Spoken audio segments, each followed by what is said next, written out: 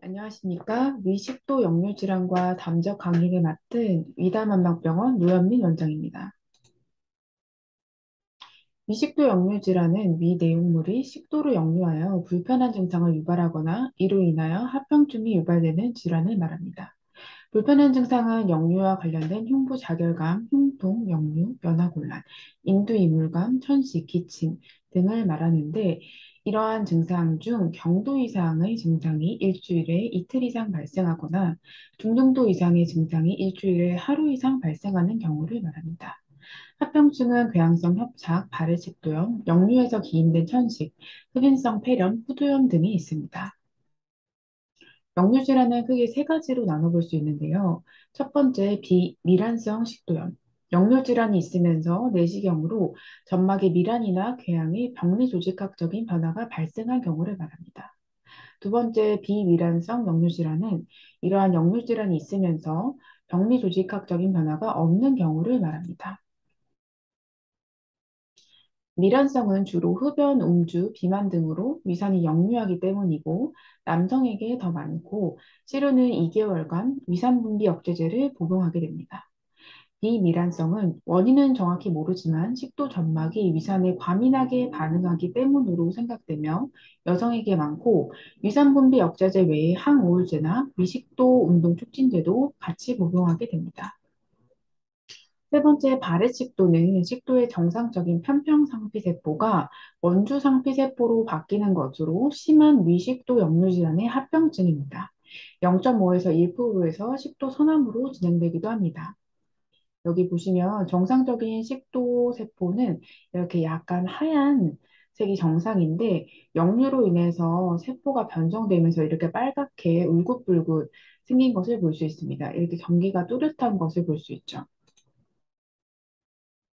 역류질환의 검사는 위 내시경, 양성자 펌프 억제제를 이용한 PPI 테스트, 강산을 식도에 주입해서 유사 증상이 나타나는지 확인하는 벌스테인 테스트, 코에 카테터를 삽입하고 하부식도 괄약근 상부 5cm에 pH 전극을 부착하여 산도를 측정하는 24시간 식도 내 산도 측정 등이 있습니다.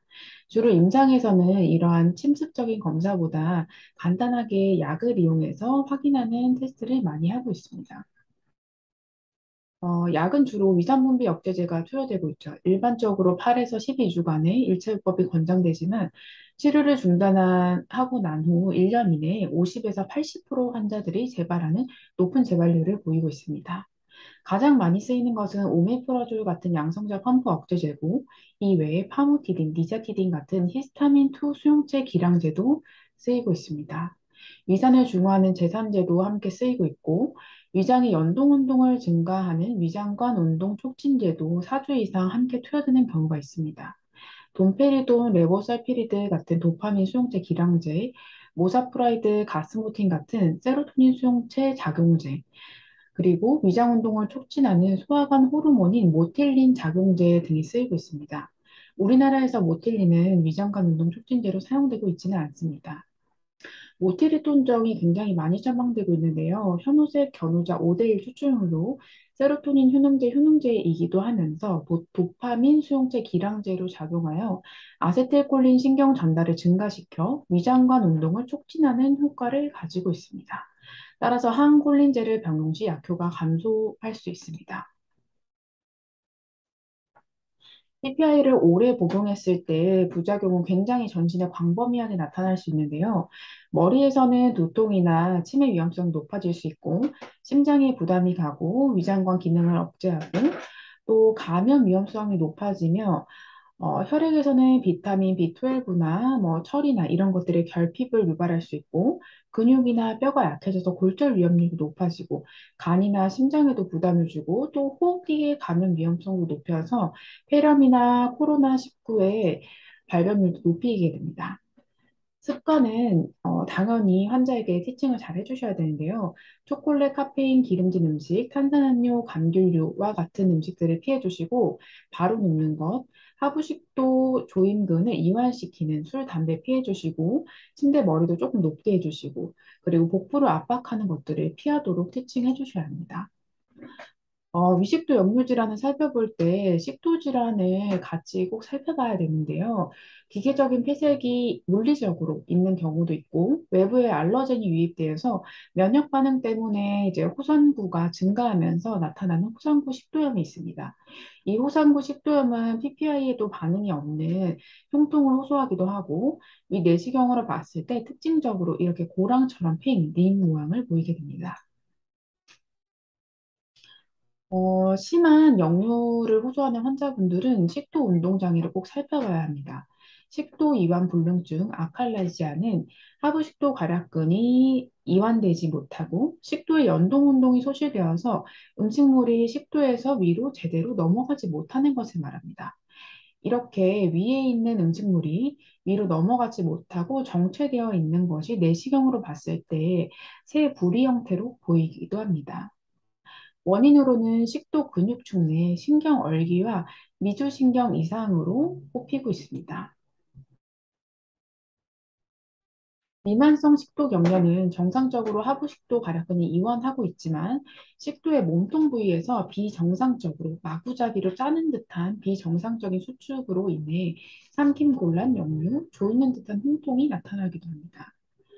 이와 반대로 식도의 몸통 부분은 정상적인 연동 운동을 보이지만 하부식도 괄약근의 압력이 정상에 비해서 높아서 흉통이나 연화장애가 있는 경우도 있고 여기서 하부식도 괄약근의 압력이 더 심해져서 무려 180 이상이 될 경우는 굉장히 심한 흉통을 호소하게 됩니다. 이것을 호두깨기를 까는 그런 기계와 같은 심한 압력 때문이라고 해서 호두까기 식도라고 부르기도 합니다. 내시경으로 보았을 때는 이렇게 꽈배기처럼 돌돌 말린 듯한 모양을 보이게 됩니다.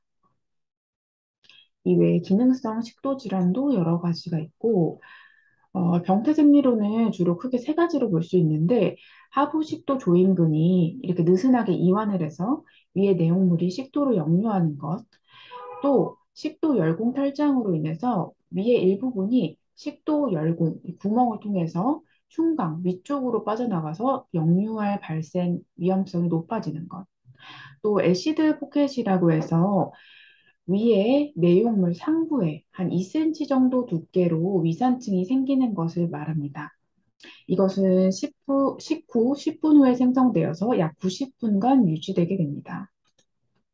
제가 음식을 먹게 되면 이렇게 음식물과 위산이 섞이면서 pH가 4.7 정도까지 높아지는데요. 이 위에 강한 pH 1.6 정도의 산성을 띠는 위산층이 코팅을 하게 됩니다. 막처럼. 그러면 이렇게 역류할 때 강산이 역류하기 때문에 식도 점막의 손상 위험도가 높아지겠죠. 흔히들 광고하는 개비스톤 같은 것이 이런 애시드 포켓을 치료하는 것들인데요. 탄산수소 나트륨, 탄산칼슘이 위산을 중화해주고 알긴산 나트륨이 이 상부의 막을 형성해서 역류를 방지해주게 됩니다. 역류가 일어나기 위한 조건은 당연히 위장의 내용물의 양이 증가하거나 내용물의 위치가 역류하기 쉬운 곳에 위치하거나 또 보각, 위압이 증가하여서 역류 위험성이 높아지는 등의 경우가 있습니다. 또 이 하복식도 조임근의 장력이 감소하는 경우는 근육이 약해지거나 뭐 신경학적 이상이 생기는 경우, 조임근이 아예 일하지 않는 경우는 피부가 단단해지는 피부 경화증, 또 신경근이 손상되어서 거의 폐쇄에 가까운 이제 가성 장폐쇄증 등이 있습니다. 합병증은 식도염, 궤양성 협착, 발의 식도염이 있는데요. 식도 점막이 파괴되는 경우고, 궤양성은 이것이 좀 더 심해져서 아예 섬유화되어서 식도의 이 내강이 좁아지는 경우를 말합니다. 발의 식도염은 앞에서 살펴봤죠. 상피세포가 변성되는 것을 말합니다. 이런 식으로 명확한 경계 부위를 볼 수 있습니다. 지금까지 서양의학적인 관점에서 위식도 역류 질환을 살펴봤는데요. 이제부터는 한의학적인 관점, 특히 담적과 연관지어서 역류 질환을 살펴보겠습니다. 담적이란 선천적으로 약한 위장 기능, 폭식, 과식 등으로 반복된 오랜 위장 장애, 심장으로부터 혈류 공급 저하, 간 기능 저하, 담즙 분비 이상, 정신적 스트레스 등이 반복되면서 만성적인 염증, 산화 스트레스, 혈류 정체, 위장 평혈근 긴장 같은 여러 가지 원인이 복합적으로 작용하면서 이 위장의 점막이 아닌 이 외벽 조직이 변성되고 손상되면서 굳어진 것을 말합니다. 이렇게 담적이 생기게 되면 위장이 제대로 음식을 주지 못하기 때문에 위장에 음식이 오래 머무르게 되고 이 음식은 자꾸 역류할 수 있는 위험도를 높여주게 됩니다. 또 담적으로 인해서 위장관이 경화되고 변성되게 되면 역류가 될 때 제대로 잡아주지 못하기 때문에 자꾸 반복적인 역류나 위장장애가 일어나게 되겠죠.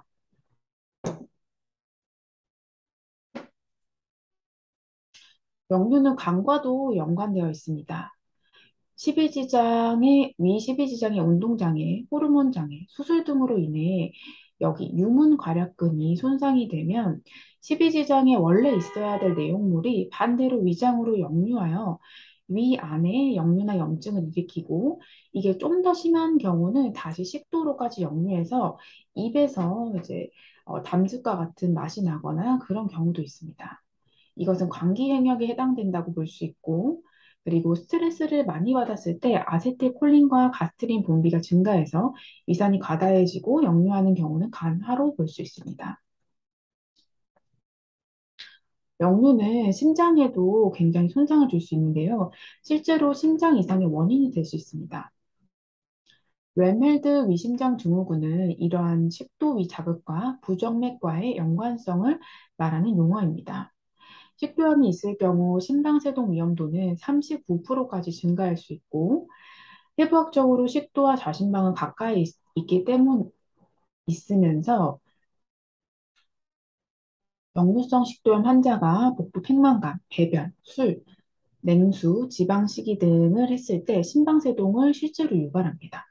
역류성 식도염 환자에서 협심증, 심근경색 같은 관상동맥 심장 질환의 발병률이 1.49배나 증가하고 혈관 경련 협심증 환자의 20%는 역류성 식도염 병력이 있습니다. 특히 중증의 역류성 식도염이 있는 경우 관상동맥 칼슘 지수가 높을 확률이 컸기 때문에 이것을 체크해 볼 필요가 있습니다. 식도는 심장과 이렇게 신경 분포를 공유하고 있습니다.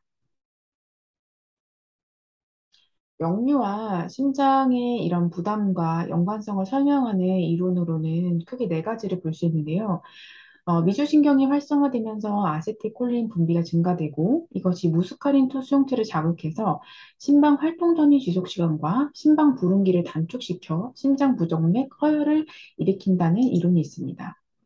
또 식도 벽을 통해 국소 염증이 전파되어서 내피세포가 손상되어 심낭염이나 심근염을 유발하기도 하고 산 자극이 혈류를 감소시켜서 협심증, 부정맥 등을 일으키기도 합니다.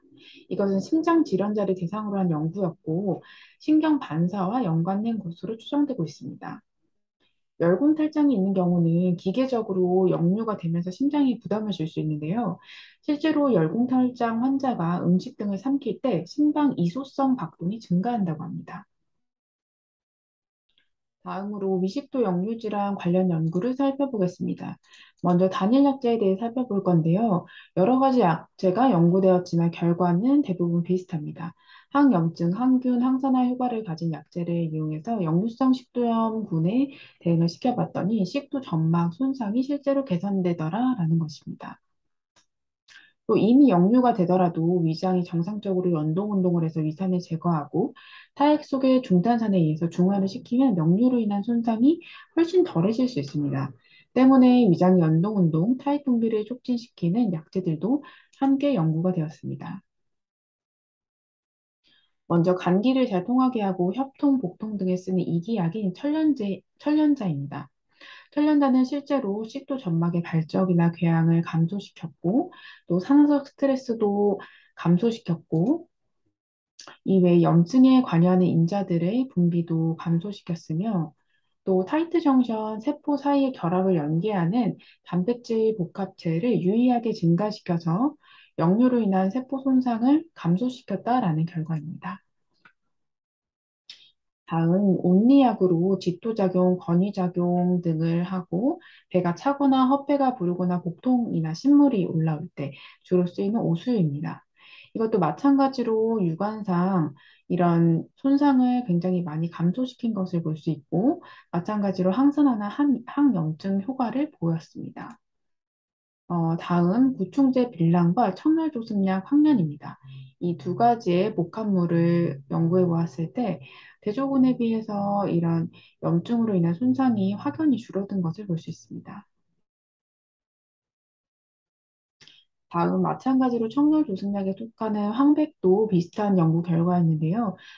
식도 점막 궤양이 유의하게 감소하고 항산화 스트레스 이런 것들, 산화적 스트레스들 관련된 인자가 감소했고 또 항산화 효소는 증가하며 염증 인자는 감소하는 결과였습니다. 대왕과 황금의 추출물도 마찬가지로 실제로 병변을 효과적으로 감소시켰고 산화적 스트레스도 감소시켰으며 염증성 단백질 발현은 유의하게 억제하였습니다. 대왕 감초 복합 추출물도 비슷한 결과를 보였습니다. 또 청열 해독약에 속하는 금은화도 비슷한 효과였는데요. 대표적인 항산화제로 불리는 토코페롤과 비교했을 때 금은화 추출물의 효능이 훨씬 더 유의한 것으로 드러났습니다. 때문에 산화 스트레스로 인한 위궤양을 금은화가 예방할 수 있다라는 결론을 얻을 수 있었고, 또 금은화는 펩신의 분비를 감소시켜서 역류로 인한 손상을 개선할 수 있었다라는 결과입니다. 청열약에 속하는 인지노도 마찬가지로 점막의 손상이나 뭐 산화적 스트레스, 염증 인자 이런 면에서 효능을 보였습니다. 위장관 운동 촉진제가 역류성 식도염에 쓰이는 것처럼 진피와 같은 이기약 또 이제 소화를 돕는 이런 한약제도 마찬가지로 역류성 식도염에 유의한 효과를 보였습니다. 느릅나무 추출물로 점막 보호작용을 해서 속쓰림이나 위축성 위염에 사용되는 유분피 역시 소화 기능을 도와서 위장의 용적이 늘어나는 것을 방지했고 항산화 효과가 있었고 또 실제로 점막이 손상되는 것을 막아주는 결과를 보였습니다. 한약 중에 뭐 제산제에 대응한다고 볼 수 있죠. 해표초, 와름자, 모려와 PPI와의 치료 효과에 대한 비교 연구가 있었습니다. 해표초는 갑오징어과에 골상을 건조한 것으로 수렴 지혈 효과가 있고 또 위통이나 궤양 출혈에 대한 치료 효과를 가지고 있죠. 와름자는 돌조개과의 피조개의 껍질을 말합니다. 탄산칼슘과 인산칼슘이 있어서 위산 과다 시 치료를 할 수 있고 또 굴이나 굴의 껍질을 모려라고 하죠. 탄산칼슘을 포함한 다양한 무기염이 있어서 제산작용, 또 항궤양 효과, 항염증 효과를 가지고 있습니다.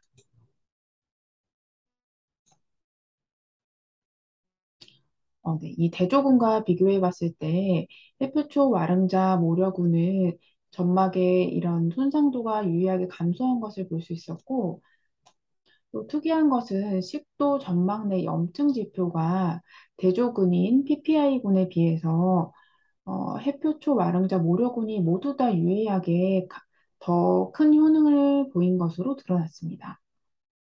이 연구는 향후 PPI보다 또 우수한 한방 약제 개발의 가능성을 시사했다고 볼 수 있습니다. 조개나 오징어, 게, 새우 등의 갑각류의 껍질과 근육에는 키틴과 키토산이 많이 함유되어 있습니다. 이것은 항균, 항산화, 항암 등의 효과를 가지고 있고, 또 이를 통해서 역류성 식도염의 손상을 방지하는 것으로 여겨지고 있습니다. 앞서 살펴본 해푸초, 마름자, 모려 외에도 게, 고기에 해당하는 방해도 역류성 식도염에 유의한 효과를 보였습니다. 이것은 동의보감에서 치, 위기, 소식, 소화를 돕고 치, 반이, 열격, 역류되는 것을 막아준다라는 기록도 있습니다. 민꽃게 추출물을 통해서 실험을 해봤을 때도 역류로 인한 손상이 민꽃게 추출물군에서 좀 덜한 것을 볼 수 있습니다. 하지만 이것은 라니티딘보다는 조금 덜한 효과를 보이고 있죠. 다음 처방입니다. 주로 중국 논문을 중심으로 연구된 논문이 있었는데요. 이제 각 원인에 따라서 여러 가지 증상, 처방 등이 있었고, 주로 원인이 열이라고 생각될 때는 선복대자탕, 사역탕, 반화사심탕, 사심탕류가 쓰였고, 원인이 허라고 생각될 때는 향사육군자탕, 이기탕, 맹문동탕, 담이라고 생각될 때는 바나호박탕, 소화명탕, 어열이라고 생각될 때는 개격산, 혈부추거탕, 한이라고 생각될 때는 환기건중탕, 소건중탕, 적이라고 생각될 때는 사심탕, 강한방을 사용하였습니다. 바나와 생강, 소바나탕을 각각 비교한 연구가 있었는데요. 바나는 강역지구에서 뭐 단골 두통 등을 치료하고 생강은 온중지구, 몸을 따뜻하게 해주고 뭐 구역감 이런 걸 치료하죠. 그리고 일반적으로 저희가 알고 있는 소바나탕은 원래 바나, 생강, 진피가 함께 들어있지만 이번 실험에서는 바나와 생강이 15대 11.25 정도의 비율로 추출을 했습니다. 결과는 바나는 위액 분비 감소와 점막 손상 방지, 염증 억제 효과가 더 우수했고, 생강은 항산화 작용, 위 운동 증진 효과가 더 우수했습니다. 소바나탕은 바나와 생강의 중간 정도 효능을 보였고, 바나, 생강 둘 다 각각 달였을 때는 약간 독성이 있고 자극이 있기 때문에 소바나탕 형태로 먹는 게 두 약제의 장점을 모두 가지면서 독성을 완화할 수 있다고 볼 수 있습니다. 또한 이 한약분은 PPI 투여분보다 항산화 효과, 염증 억제, 점막 손상 방지면서 더 우수한 결과를 보였습니다. 처방으로 가장 많이 연구된 건 이진탕 가미방인데요. 주로 역류성 식도염은 위중에 담화 위적 유혈이라고 보죠. 그래서 이진탕 가미방, 반화진피 복용 감초로 담을 제거하고 황련으로 열을 제거하는 이런 형태의 이진탕 가미방이 굉장히 많이 연구가 되어 있습니다. 이것을 실험을 해봤을 때 항산화 효과도 관찰이 되었고, 식도 점액의 주요 성분의 함량이 증가해서 식도가 역류될 때 손상으로부터 보호될 수 있는 그런 결과가 있었고, 히스타민이 증가되면 위산 분비가 증가되죠. 히스타민 함량은 이제 감소되었고, 식도의 이제 물리적인 손상도 감소된 결과를 보였습니다.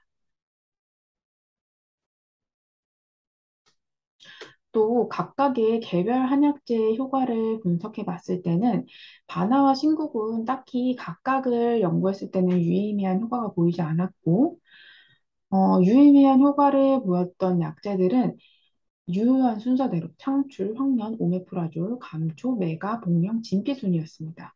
오메프라졸보다 좋은 효과를 보였던 창출, 황련을 처방할 때 뭐 증량한다거나 뭐 이렇게 생각해 볼 수 있겠죠. 증미 이진탕도 유사한 결과를 보였습니다. 이것도 뭐 비슷한 결과죠. 점막 손상 부위 면적이 줄어들고 위 내용물의 양이 유의하게 줄어들었다. 또 이진탕 가미방에 모려를 포함시켜 봤더니 실제로 위산 분비와 펩신 분비가 감소하더라라는 결과입니다. 증미이준탕을 투여했을 때 역류로 인해서 출혈성 미란으로 인해 이렇게 손상이 된 조직이 증미이진탕 투여분에서는 유의하게 더 적은 손상을 보였습니다. 이렇게 페인 고랑 같은 것들이 여기서는 많이 뭉개져 있는데 증미이진탕분에서는 비교적 많이 보존되어 있는 것을 볼 수 있죠. 또한 증미이진탕은 식도에서 비만 세포의 증식과 탈가립 현상으로 염증 반응이 증식되는 것을 막아주는 결과를 보였습니다. 좌금화는 황련 6대 오수 1을 말합니다. 이것도 마찬가지로 역류성 식도염의 pH의 유의한 증가를 보였고 위 용적 감소, 항산화 활성도 증가를 보였습니다. 침치료는 많이 연구돼 있지 않았는데요. 대표적인 논문으로는 뇌관열 자침 연구 논문이었습니다. 뇌관열은 수거름 심포경의 락혈로 소화기 질환에서 열격, 반위, 기우증, 식체, 구토, 위안통 등에 쓰이죠. 실제로 연구를 해봤을 때 역류성 식도염 실험군의 사망률이 유의하게 감소하였고, 위 내용물의 양이 유의하게 감소, 또 손상 정도나 부종도 유의하게 감소된 것을 볼 수 있습니다. 다음 추나 치료입니다. 횡격막 괄약근을 조율하는 신경은 C3에서 5에서 나와서 이렇게 횡격막을 지배하게 됩니다. 또한 위장에 관여하는 부교감 신경은 경정맥공에서 배출되게 되죠. 때문에 턱관절 장애나 경추 장애가 있을 때는 추나 치료로 해당 부분을 교정해 주는 것이 역류 치료에 간접적으로 도움이 될 수 있다고 볼 수 있습니다. 지금까지 미식도 역류 질환에 대한 강의를 진행하였습니다. 이상으로 강의를 마치겠습니다. 감사합니다.